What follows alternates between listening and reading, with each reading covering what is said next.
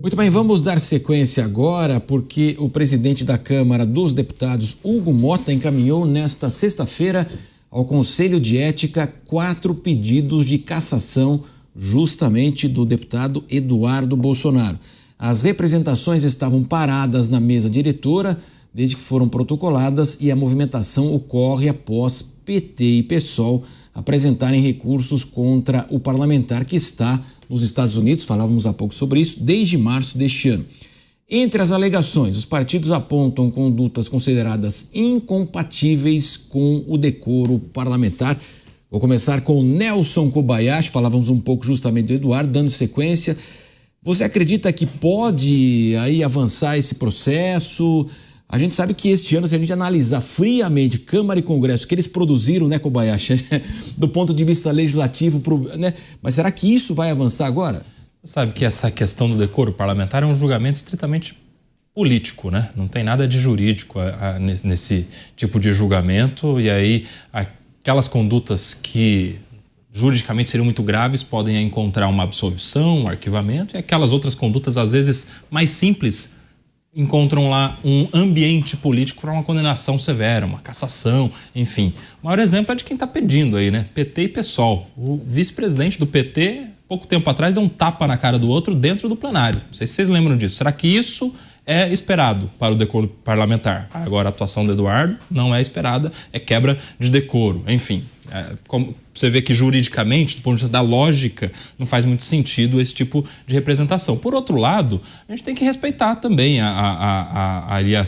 os colegiados escolhidos para esse tipo de decisão, e se for adiante entenderem naquele momento que há motivos para cassação, por ser julgamento político, que haja respeitando todas as formalidades. Eu só acredito que não haverá tempo suficiente para esse tipo de julgamento no colegiado ali, no Conselho de Ética, porque há um movimento para que se comece a contar as faltas do Eduardo Bolsonaro nas sessões presenciais. E determinado período, não me lembro agora se são 120 dias ao certo, mas determinado período sem a presença,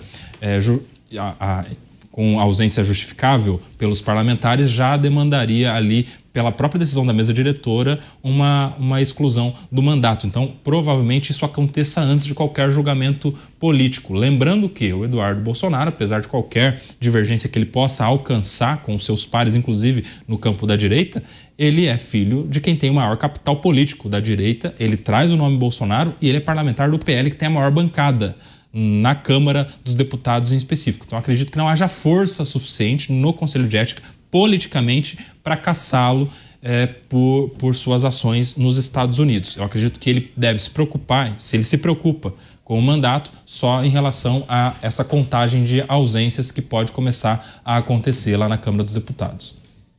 O PL ia fazer o encontro justamente para o desembarque do governo. A gente sabe que alguns deputados do PL votam com o governo nas ações.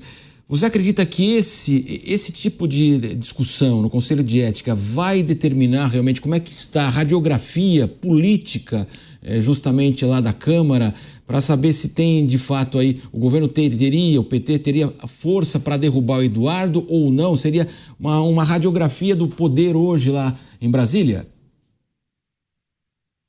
Olha, Marcelo, nós temos que escolher duas questões importantes. Se fosse cassação por falta de decoro, o parlamento seria um lugar com apenas dezenas de deputados, porque é uma coisa inacreditável. O que falta de decoro nesse parlamento é uma brincadeira. Então, não acho que é falta de decoro que vai acabar cassando o mandato do deputado Eduardo Bolsonaro. Eu acho que o Koba tocou no ponto correto. Eduardo Bolsonaro corre um seríssimo risco de ter o mandato cassado por faltas. E isso é uma questão técnica, não tem nada política. Se ele faltar 1/3 das sessões, ele pode perder o mandato. É esse o ponto. E é isso que vai acontecer. Ele não voltará ao Brasil, não tem nenhum sinal que ele voltará ao Brasil. Isso significa que, mais ou menos no fim de outubro, ele pode ser cassado por faltas. Faltou mais de 1/3 do número de sessões, e isso é um argumento técnico, não tem nada a ver de julgamento político. Então ele corre um sério risco de perder o mandato por causa dessas faltas. Aí, quanto à história do PL, o PL é um partido que se diz de oposição, mas vota com uma constância incrível com o governo. Mais da metade da votação do PL é a favor do governo. Aliás, o único partido que é 100% vota contra o governo é o Novo. O resto um vota 50%, outro vota 43%, outro vota, mas sempre votam com o governo. Então, isso mostra, Marcelo, uma coisa muito importante, que o coração de centrão existe em todos os partidos. É a turma do centrão infiltrada no PL, no União Brasil, no Republicanos, em todos os partidos. No fundo, essa grande bancada do centrão que acaba votando com o governo muitas vezes e outras vezes não. E o único partido hoje que está vacinado contra esse negócio de centrão, na direita, é o Novo. Por isso que vota 100% contra, não tem conversa.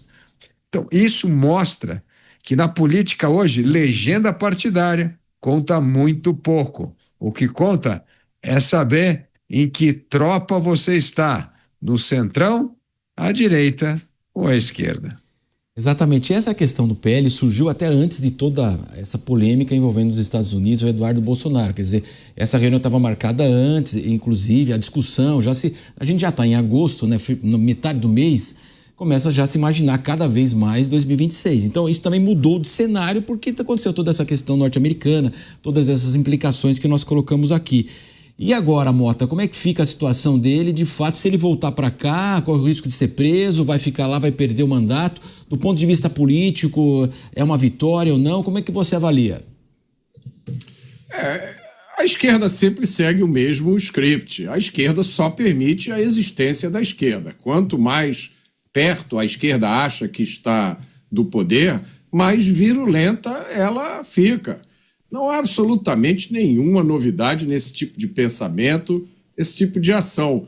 Vejam o que aconteceu com parlamentares e políticos de direita desde 2019. A gente teve parlamentares e políticos presos, processados, caçados, exilados. Isso não aconteceu com um único político de esquerda. Foram todos os políticos de direita. Os parlamentares que participaram daquela obstrução, acho que foi semana passada, né? Se eu não me engano, eles já foram notificados pelo Conselho de Ética. Notificados por terem adotado uma ação que, no meu entender, é extremamente leve comparado a outras coisas que os políticos de esquerda já fizeram no Congresso. E também, no meu entender, faz parte da rotina parlamentar obstruir os trabalhos.